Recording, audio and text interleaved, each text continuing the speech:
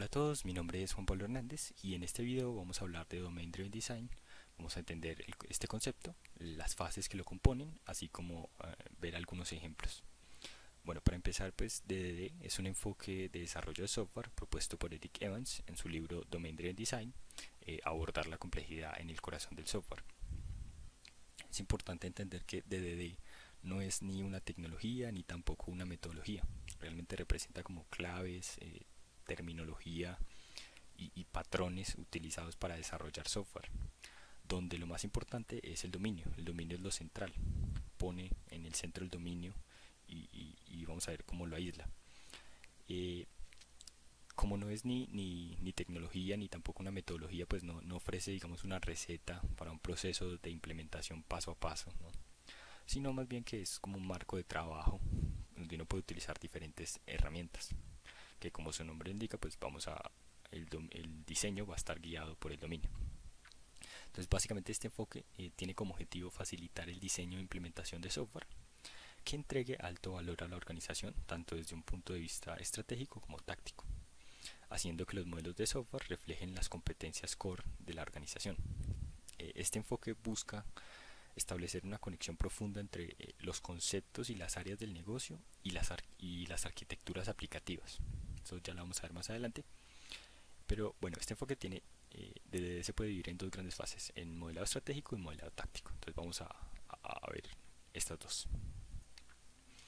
El modelado estratégico se enfoca en entender los diferentes contextos delimitados y su lenguaje ubicuo, los cuales tienen relación con el problema que se está modelando y busca agrupar esos contextos delimitados y clasificarlos en subdominios, ya sea core, de soporte y genérico. Entonces, bueno, pues vamos a desglosar estos conceptos para poder entender esto. Entonces, comencemos con lenguaje ubicuo.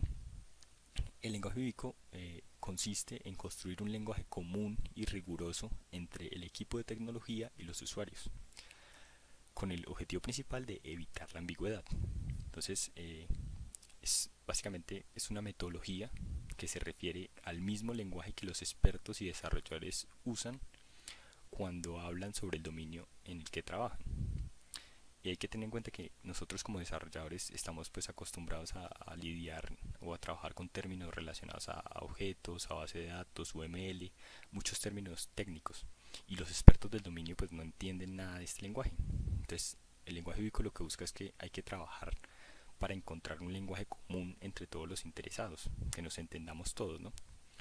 Que tanto los desarrolladores, los usuarios, los expertos del dominio, todos nos podamos entender un lenguaje común, ¿no?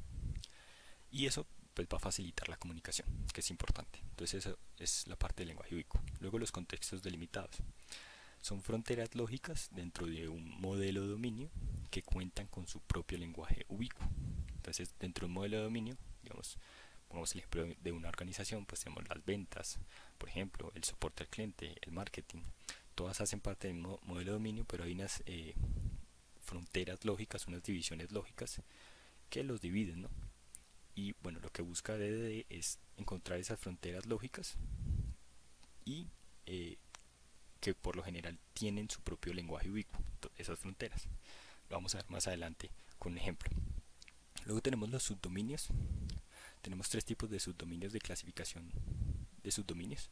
Los core, que son los contextos delimitados más críticos del negocio, ¿sí? Básicamente es el factor diferenciador de cada dominio, la razón de ser del modelado que se está realizando, los más críticos.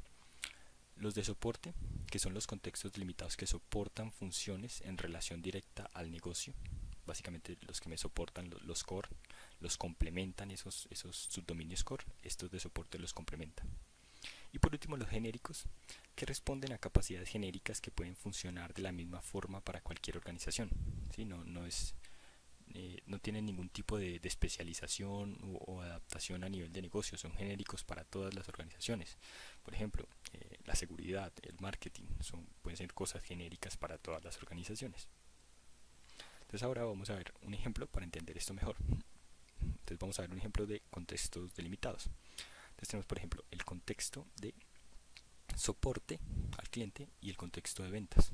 Cada uno de estos contextos tiene sus propias entidades, que si el ticket, que si los productos, defecto, por ejemplo, el contexto de soporte. En el contexto de ventas tenemos que si el producto también, el persona de ventas, el consumidor, la oportunidad y demás entidades. Como vemos, todo esto hace parte de un modelo de negocio, pero pues hay unas fronteras, unas divisiones lógicas que hacen que esto sea un contexto delimitado, ¿no? Y este contexto delimitado tiene su propio lenguaje ubicuo. Vamos a entender esto del lenguaje ubicuo mejor aquí, o la importancia del lenguaje ubicuo, con este ejemplo pequeñito que está acá, que básicamente tenemos acá como dos contextos, uno que es el contexto de una lista de espera y el contexto de un servicio al cliente, y tenemos una entidad, la entidad ticket. Entonces ticket en una lista de espera pues hace referencia, digamos, al turno en la lista para ser atendido, ¿no?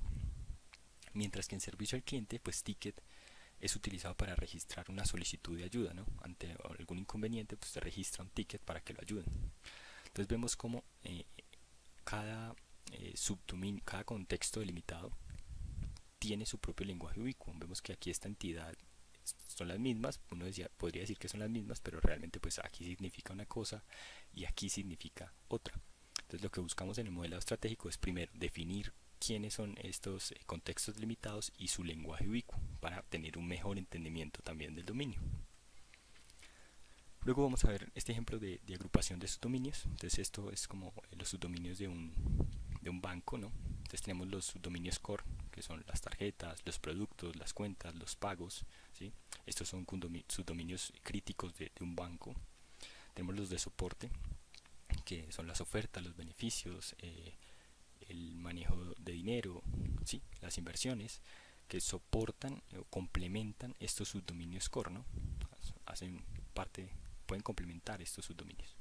Y luego tenemos los genéricos, que como vimos pueden estar en cualquier organización, seguridad, comunicación, marketing, pues esto es realmente genérico para cualquier organización. Entonces así podemos ver cómo se subdividen estos subdominios. Bueno, luego de hacer una sesión, bueno, el modelado estratégico, realmente hay diferentes herramientas, como vimos, esto no es un marco de trabajo, no le dice la receta. Entonces básicamente hay diferentes estrategias, por ejemplo, por ejemplo acá el context mapping es una herramienta que si quieren profundizar los invito a leer sobre esto. Pero bueno, luego de un ejercicio de modelado estratégico debería poder permitirnos tener primero crear el lenguaje ubicuo, priorizando los conceptos propios del negocio. Luego entender los subdominios impactados en una solución. Ya vimos que pueden haber muchos subdominios, pues hay que entender cuáles de esos vamos a estar impactando. Y la relevancia de cada uno de ellos desde un criterio de negocio. La relevancia en el sentido, ya vimos cómo clasificar los subdominios, que si core, que si genérico, que si soporte, ¿sí? Para entender qué tan relevantes son cada uno de esos subdominios. Y esa relevancia, por ejemplo, nos va a permitir tomar decisiones alrededor de la tercerización. Por ejemplo, los subdominios core pues nunca deberían ser tercerizados, mientras que los genéricos sí pueden llegar a ser tercerizados. Y también nos va a permitir tomar decisiones relacionadas a las asignaciones de los equipos. Los subdominios core, pues los desarrolladores senior siempre deben trabajar en esos subdominios core, mientras que los otros dominios, como los de soporte, pues pueden ser asignados a desarrolladores con menos experiencia. Entonces esto nos va a permitir el modelado estratégico. ¿Quiénes deberían participar de las sesiones de modelado estratégico? Pues los arquitectos de software, los expertos de dominio o negocio y los líderes de tecnología involucrados, ¿sí? Casi que todos los involucrados, ¿no? Entonces esto es la parte de modelado estratégico. Ahora vamos a ver la parte de modelado táctico. El modelado táctico, que es la siguiente fase, esa fase tiene como objetivo detallar las arquitecturas aplicativas y su materialización en código, siempre pensando en cuidar y aislar lo realmente relevante de una aplicación, que es el dominio. Entonces aquí ya comenzamos a pensar en qué arquitectura vamos a usar, cómo vamos a materializar ese código, ¿sí? Pero siempre pensando en lo más importante, que es el dominio. Las arquitecturas orientadas al dominio permiten materializar el modelo táctico en código, utilizando técnicas que aíslan y protegen al dominio de los detalles tecnológicos. Entonces, bueno, aquí como comenzamos a pensar en arquitecturas, como podemos ver en la imagen, pues vemos una arquitectura limpia que nos va a permitir alinearlos un poco con el enfoque de DDD, ¿no? Que es aislar ese dominio. Entonces la arquitectura limpia me permite aislar ese dominio, sobre todo me permite separar la complejidad esencial de la complejidad accidental, para que yo no tenga que depender, por ejemplo, de tecnologías, ¿no? De detalles tecnológicos. Mi dominio no tiene por qué depender de detalles tecnológicos, y eso me lo va a permitir este tipo de arquitecturas aplicativas. Aquí realmente al nivel de modelado táctico busco también entender detalladamente como desarrollador cuáles son los flujos relevantes del negocio y cómo voy a materializar eso a través de la tecnología, a través de la arquitectura, cómo lo materializo en código, ¿no? Listo. Eso por parte del modelado táctico. Bueno, después de un ejercicio de modelado táctico, debería permitirnos entender y plasmar en un diagrama cuáles son los flujos relevantes del negocio, que es uno de los objetivos del modelado táctico. Tener un modelo de dominio claro y más refinado todavía, ¿sí? Tal vez si en algún contexto delimitado faltaban entidades o sobraban o no estaban bien ubicadas, pues esto nos va a permitir refinar esto. Tener una base clara sobre el tipo de arquitectura que vamos a utilizar, ¿sí? Es una de las principales cosas. Hacer una planeación inicial de la segregación a nivel de unidades desplegables del software a construir, que ya pensamos cómo vamos a plantear esa solución a nivel tecnológico, ¿no? Y también estimar la infraestructura requerida para la solución, ¿no? ¿Quiénes deberían participar de las sesiones de modelado táctico? Pues como dijimos que tiene que ver con la arquitectura que voy a utilizar, cómo lo voy a materializar, pues claramente el equipo implementador de la solución y también los expertos de dominio o negocio. Entonces esa es la parte de modelado táctico. Bueno, los beneficios de DDD. Entonces algunos de los beneficios son, primero, comunicación efectiva entre expertos del dominio y expertos técnicos a través del lenguaje ubicuo. Es uno de los beneficios más importantes, que yo me pueda comunicar efectivamente con rapidez y que todos nos entendamos por medio del lenguaje ubicuo, ¿no? Otro es el foco en el desarrollo de un área dividida del dominio a través de los bounded context. Yo me puedo enfocar en un contexto delimitado específico, ¿sí? Yo puedo enfocarme en desarrollar eso, o por ejemplo se pueden dividir pues, los desarrolladores en enfocarse en esos dominios delimitados. Otro es que el software es más cercano al dominio y por lo tanto más cercano al cliente, ¿no? Yo lo que trato lo que conduce el diseño es el dominio, y además yo siempre estoy tratando de permanecer cercano al dominio con lo del lenguaje ubicuo para comunicarme como se comunica pues el experto en el dominio y demás. Pues siempre voy a estar cercano al cliente, porque el cliente es el que conoce el dominio. Entonces si yo estoy cercano al dominio, a la vez estoy cercano al cliente, ¿sí? Luego el código bien organizado, permitiendo el testing de las distintas partes del dominio de manera aislada. Esto también lo permite. Y la mantenibilidad a largo plazo. Esos son algunos de los beneficios de DDD. Bueno, estas son algunas de las lecturas recomendadas. La primera lectura de Daniel Posada la recomiendo bastante, que es Domain Driven Design en Bancolombia. Es una lectura importante.